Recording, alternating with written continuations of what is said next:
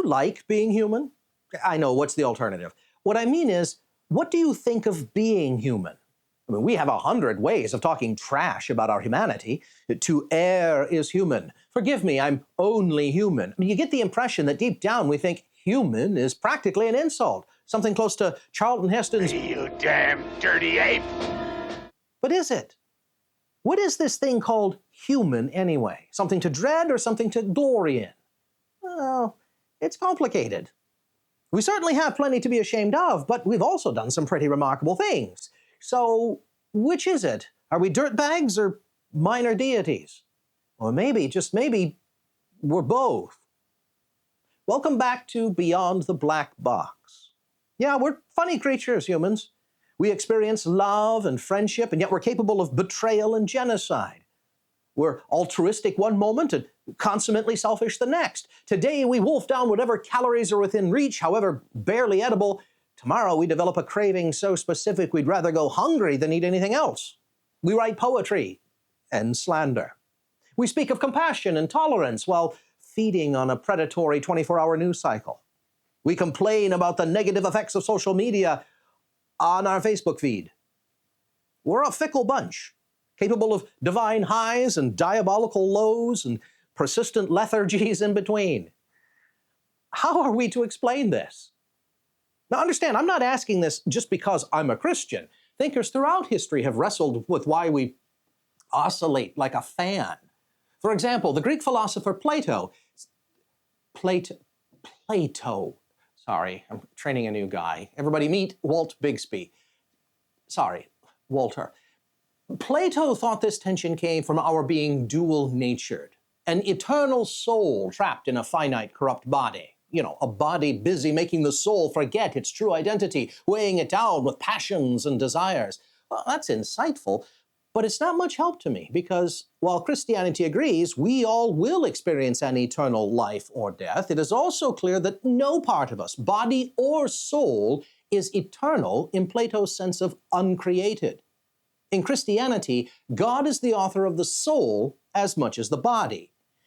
And as we'll see in a coming episode, whatever problems we have as humans are rooted at least as much in our souls as our bodies, and maybe more. I find Plato's student Aristotle a bit more helpful. Not that he was wholly right either, but his categories are just more useful. He said humans are rational aminals. Aminals. No, don't cut it, Walter. I can say it. No.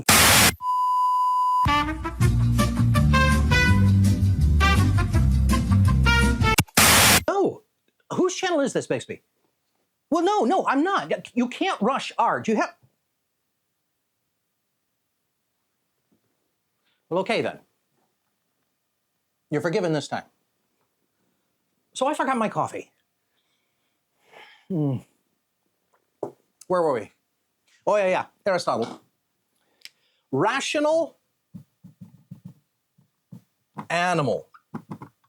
Now, this is still a two-part structure, but it doesn't collapse quite as fast into soul good, body bad like Plato. Aristotle simply meant that part of us is shared with the other creatures in this world, and part of us stands above that part. The rational part is meant to rule the animal part the way a king rules his house. And that distinction actually matches my experience. I can see the biological resemblance between myself and the other animals. The surgeons can take the heart valve out of a pig and put it in me, and it works. Does that make eating bacon a kind of cannibalism? I share the same hungers and drives I see in the animals. The drive to eat, to survive, to mate. But I also sense a self that stands over those urges, one that tells me I ought to and can control them. I can choose not to eat, though I'm hungry. I can risk my life for a noble cause when I'd rather stay safe. I can choose not to mate, even when I'm feeling... You get the idea. Aristotle calls this ruling part reason, and that's as good a word for it as any. Where Aristotle runs into trouble is that animal can quickly come to mean not just lower, but actually corrupt, the same trap Plato fell into. And there, I have to part ways with him. Robust Christianity insists that whatever God gave us in the beginning was good. And if there's a part of me that I share with the dogs and the horses and the orangutans, well, then it's good and right that I have it.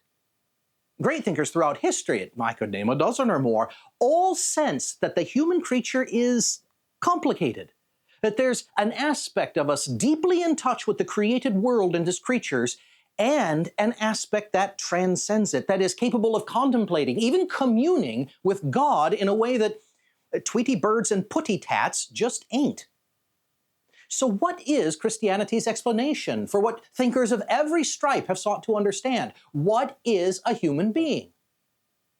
Well, to start with, Christianity, too, recognizes the strange mixture that is being human. A creature made from mud, yet given all authority. Nowhere is this felt more clearly than in the words of the psalmist in Psalm 8. O Yahweh our Lord, how majestic is your name in all the earth, which has displayed your splendor above the heavens. When I consider your heavens and the works of your fingers, the moon and the stars which you have ordained, what is man that you think of him, and the son of man that you care for him? Now, just by way of an aside, I retained the word man here instead of human because there's a long-standing interpretation that son of man here is a double referent, not just my children, but also the coming Messiah, who would be a literal man. But do you hear the psalmist's awestruck question? Facing the grandeur of the universe, he's dismayed at how small and irrelevant he is. You felt this, haven't you? Like listening to the thundering ocean surf, looking at the immensity of the Appalachians, or the far-flung isolation of the prairies, or the green of an interminable pine forest, and that nagging suspicion that you're too small, too irrelevant to matter. And our heads bow under the humble recognition that for all of our accomplishments, all our pride, we're actually worth less than nothing. Now, I know this is the moment I'm supposed to tell you how important you really are. You are enough. You're perfect just as you are. Here's your participation trophy. Don't worry, I will do that. But not yet. We mustn't rush past this. I know the temptation is to run back to the noise of ex-Faceagram talk so that our friends can reaffirm how beautiful, clever, and important we are, but resist it for a moment. This is too high and holy a truth to flee from just because it makes us feel bad. The solution to low self-esteem isn't arrogance built on a lie. The universe really is reminding us of a truth we must learn to delight in. The truth that one saint summed up in her prayer, "Dear Lord, give us the grace to see how little we have to do with it anyhow." The psalmist agrees with the universe. How could he not? They share the same author. Both remind us that whatever gifts I have, whatever delights I enjoy, whatever status I possess, I don't somehow merit it. No progress can be made as a Christian so long as I cling to the idea that I've earned God's favor, love, or grace.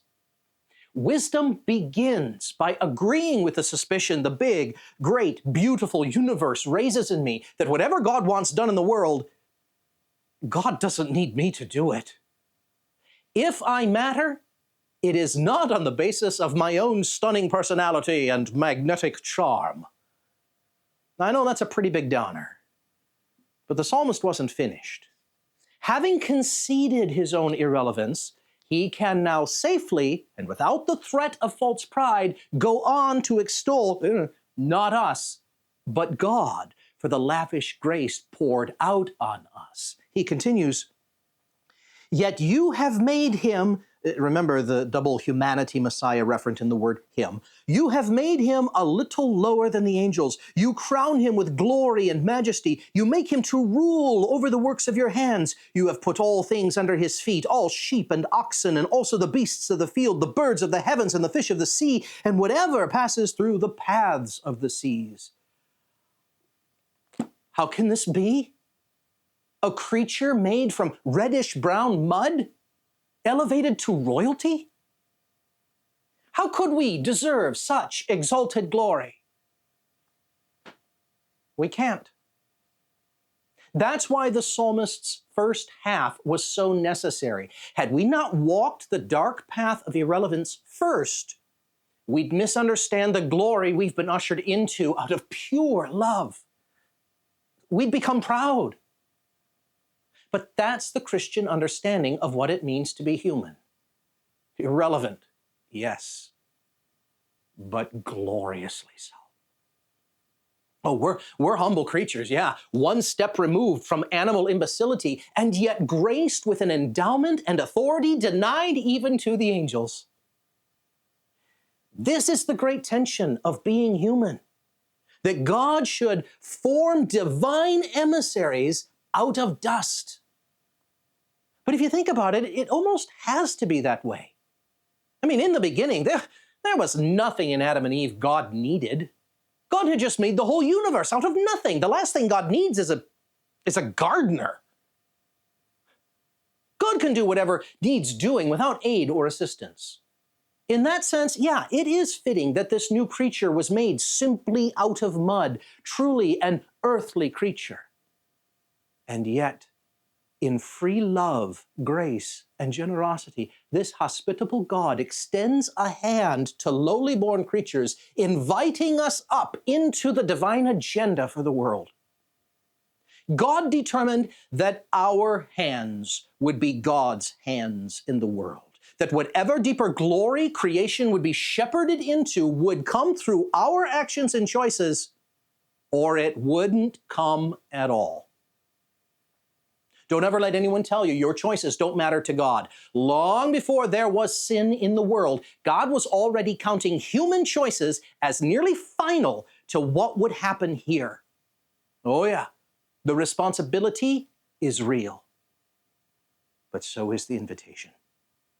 God really means to do divine work in the world through human hands.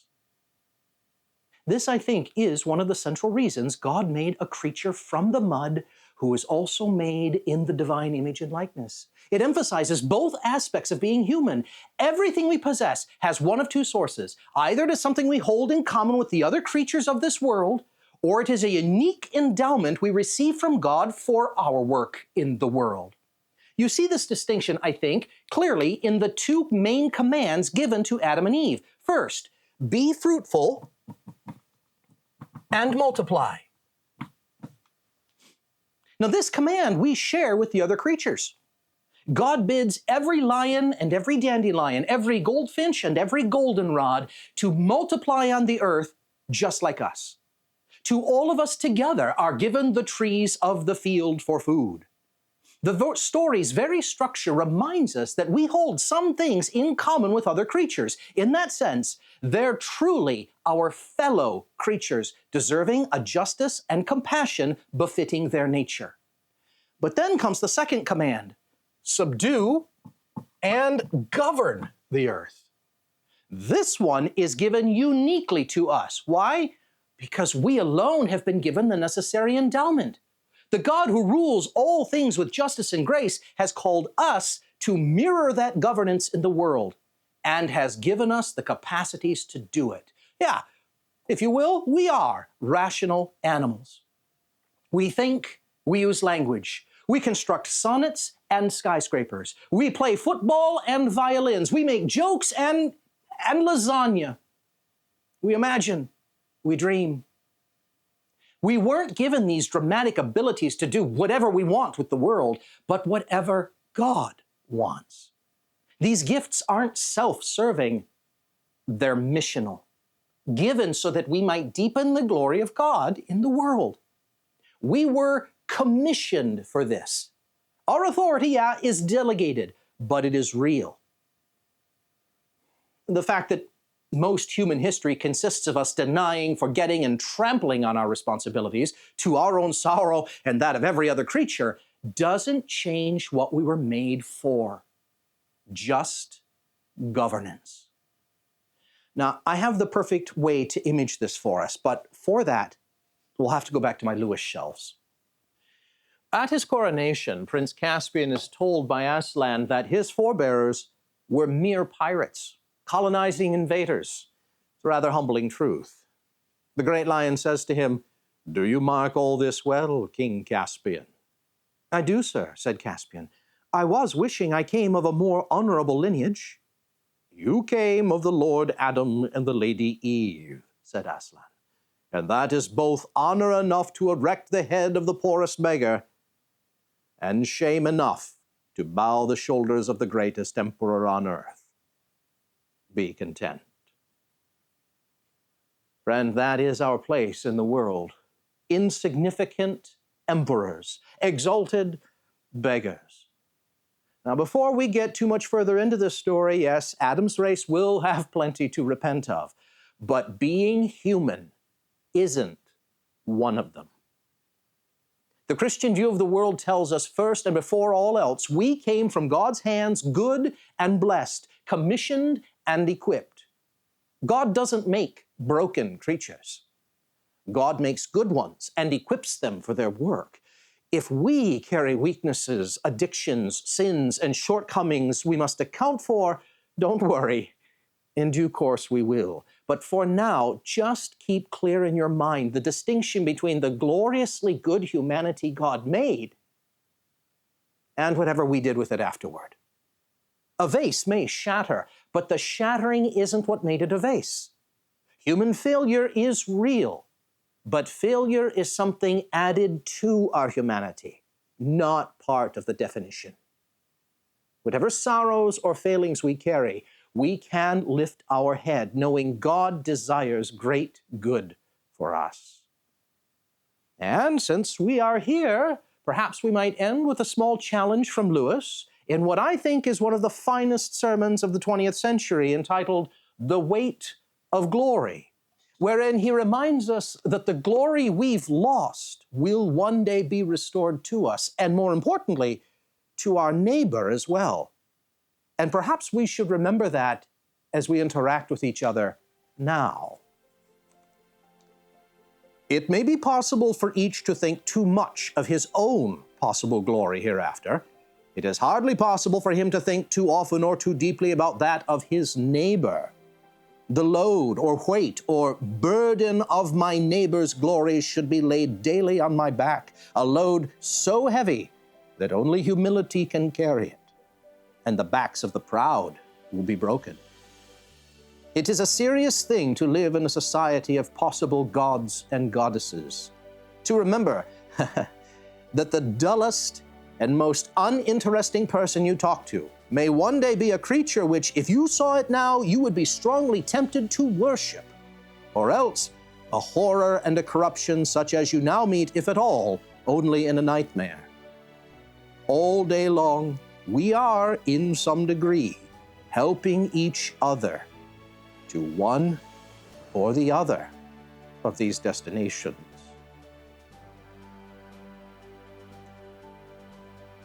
In the end, what shall we say to such glory, lavishly and lovingly laid upon our backs? Well, we need not search for words.